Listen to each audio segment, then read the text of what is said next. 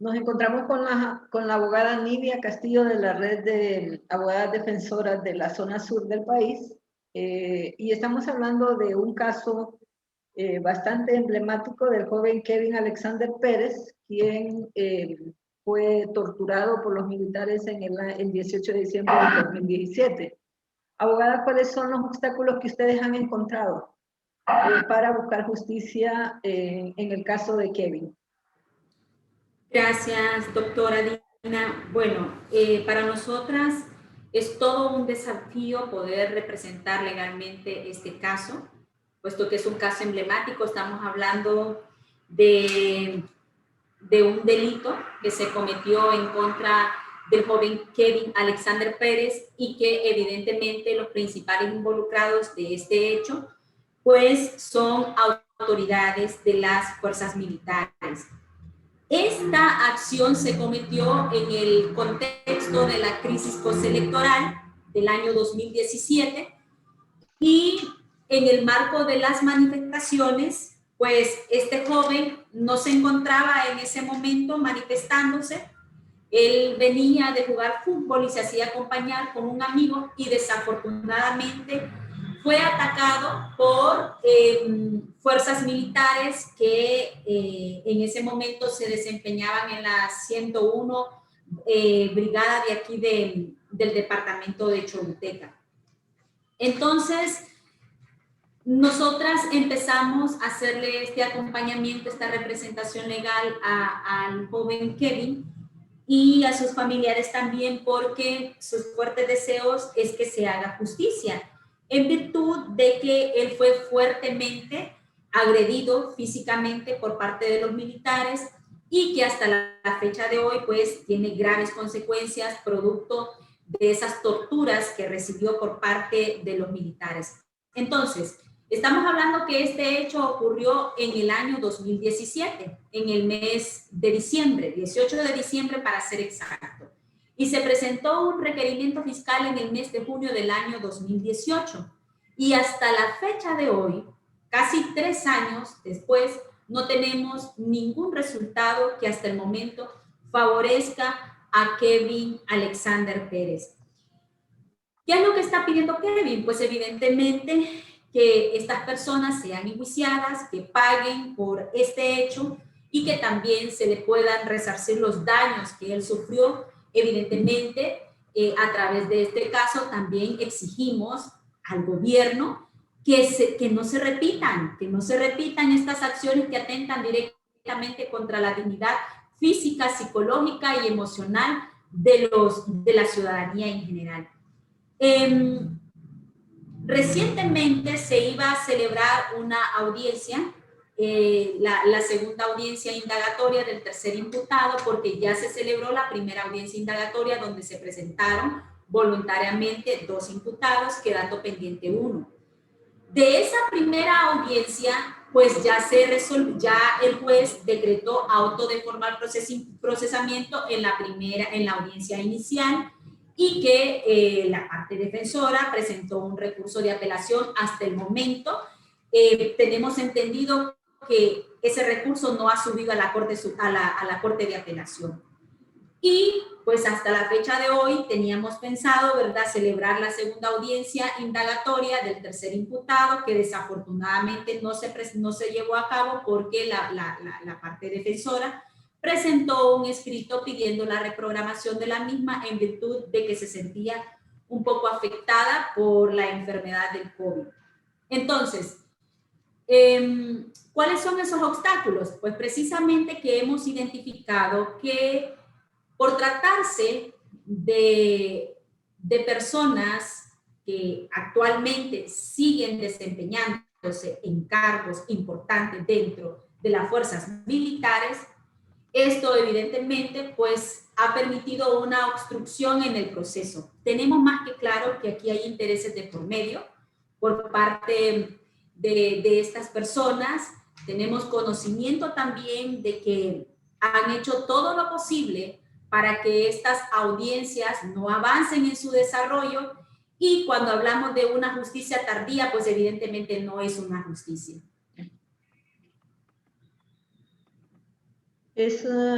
es importante señalar acá el hecho de que cuando se trata de militares, por ejemplo, o de policías, la justicia como que no alcanza a estas personas. Entonces, aparte de estos obstáculos de que hay dilatorias en el proceso, como quienes están siendo enjuiciados son militares de bajo mando, de rango bajo, y no la cadena de mando que fue la que ordenó las acciones de esa manifestación en ese momento. O sea, ustedes han llevado otros casos también donde incluso los delitos son menores los que les están imputando. Entonces aquí tiene que ver con ese tipo de justicia que criminaliza a defensores, pero que absuelve a los imputados del Estado. ¿Cómo lo miran ustedes?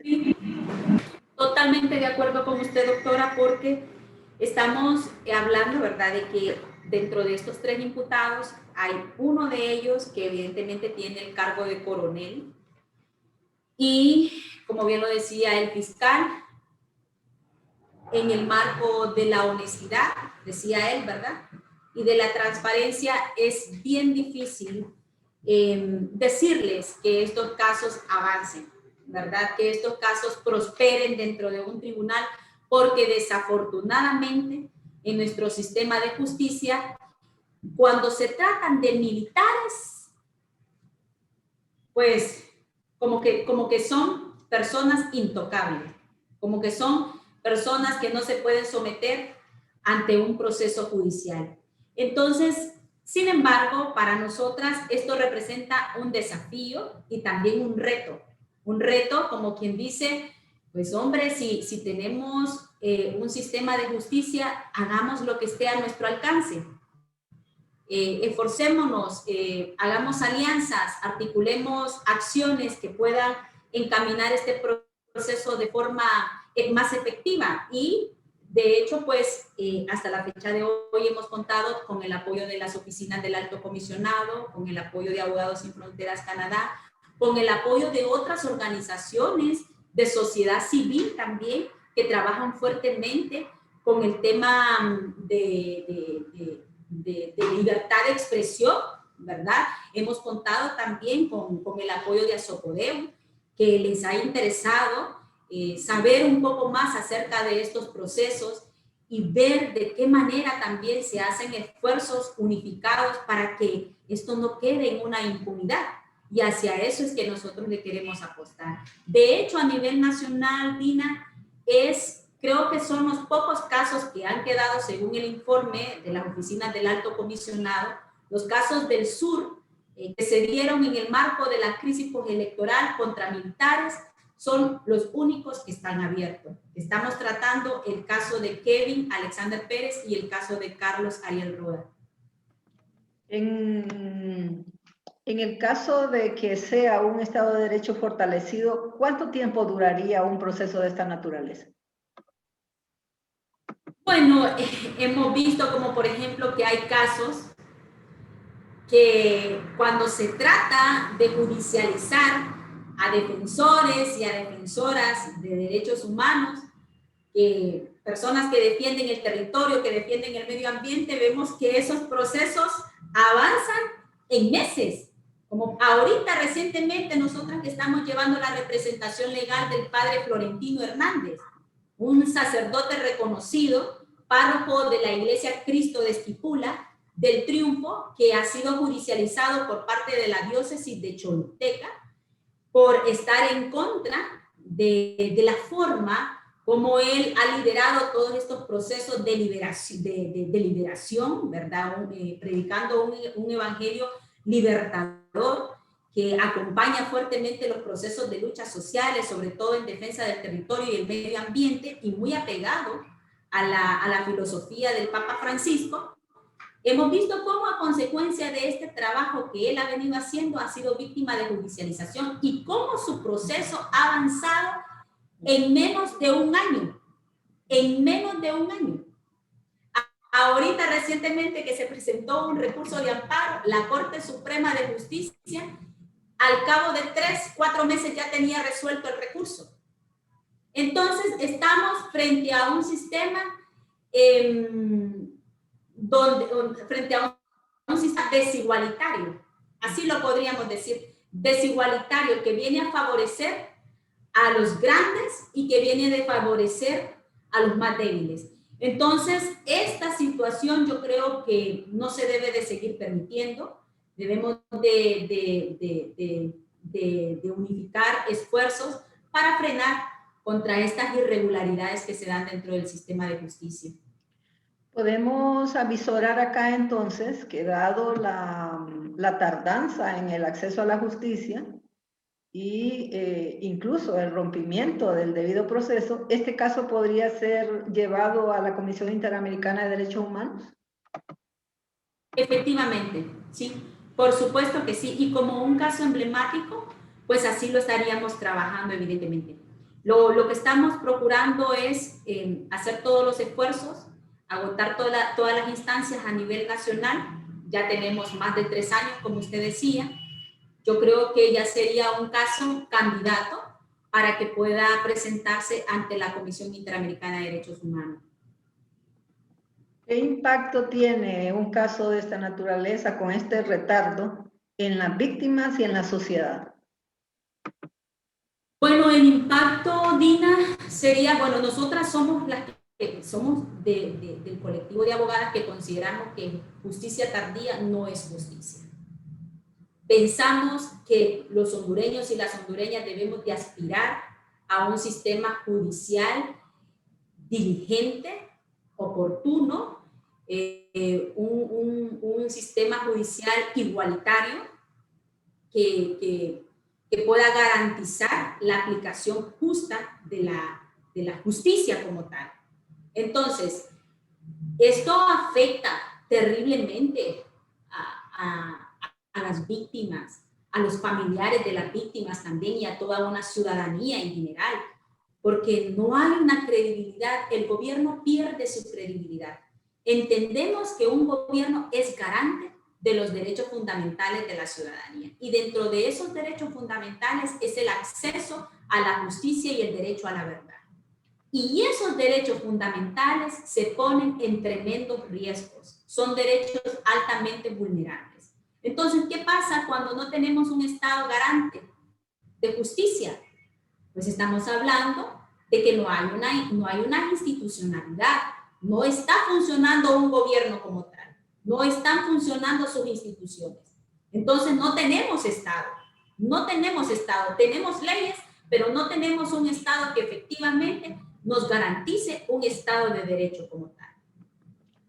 Esto implica que para, por ejemplo, las manifestaciones pacíficas que ha venido desarrollando el sur del país, Choluteca, en especial desde el año 2017, implica que se violenta este derecho y que la falta de castigo a la no repetición de los hechos fortalece estas conductas represivas de los cuerpos de seguridad.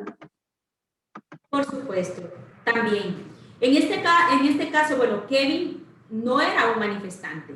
Kevin era un ciudadano común y corriente, que evidentemente fue víctima de los altos grados de inseguridad y de los altos niveles de violencia que proporcionan las fuerzas militares y las fuerzas policiales contra los manifestantes que hacen uso de un derecho legítimo, como es el derecho de manifestarse, de poder exigir que se cumplan sus derechos. En este caso nos estamos relacionando, ¿verdad?, a manifestantes que salieron a las calles a pedir la reivindicación de sus derechos a la democracia, que se les hiciera efectivo ese derecho a la democracia, porque estábamos hablando de una crisis postelectoral donde evidentemente se vio fuertemente vinculado por actos de corrupciones terribles.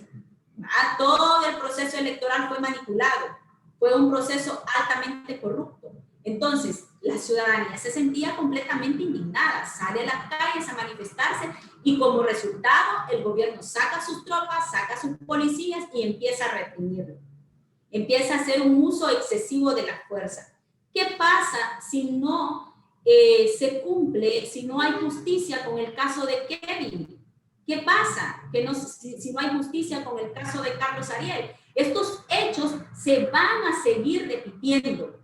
Estos hechos, el gobierno de Honduras va a seguir haciendo este tipo de mala práctica a través de sus policías y de sus fuerzas militares, excediéndose del uso excesivo de la fuerza, cuando ya tenemos claramente esas directrices, cómo debe de manejarse la policía, los militares frente a un contexto como eso. ¿Cuáles son las acciones que deben de hacer? ¿Verdad? Acordándose que la ciudadanía es el fin supremo del Estado y de una sociedad como tal, y que el Estado es el principal garante de proteger y de garantizar esos derechos fundamentales como es el respeto a la dignidad, a la integridad física, psicológica y emocional y el derecho a la vida, que esta gente ha puesto también en riesgo el derecho a la vida de estos ciudadanos. Entonces, usted muy bien indicaba, Dina, que uno de los grandes de los grandes logros que queremos alcanzar a través de estos casos es que evidentemente los hechos no se vuelvan a repetir. ¿Para cuándo esperarían, esta es mi última pregunta, para cuándo esperan ustedes que se lleve por fin a cabo estas audiencias y que al final se lleve a juicio oral y público? ¿O están en ese proceso ya? Hasta el momento estamos en el proceso de, como en este caso de Kevin, son 3 imputados, tenemos 2 que están en apelación, ¿verdad? Porque se decretó auto de formal procesamiento contra estos 2 imputados. Entonces, estos casos todavía no han subido a la Corte de Apelación. Ya se contestó la apelación, ¿verdad? Del que presentó el Ministerio Público, pero no ha subido a la Corte. Entonces, hay que esperar que la Corte resuelva. Que esperamos, honestamente, que la Corte pues confirme lo que el Juzgado Primero de Letras decretó, el auto de formal procesamiento contra estos imputados. Y ahora pues estamos esperando que se reprograme la audiencia indagatoria del tercer imputado. Muy bien, le agradecemos muchísimo, abogada, y muchas gracias por habernos atendido. Gracias, Dina, a usted.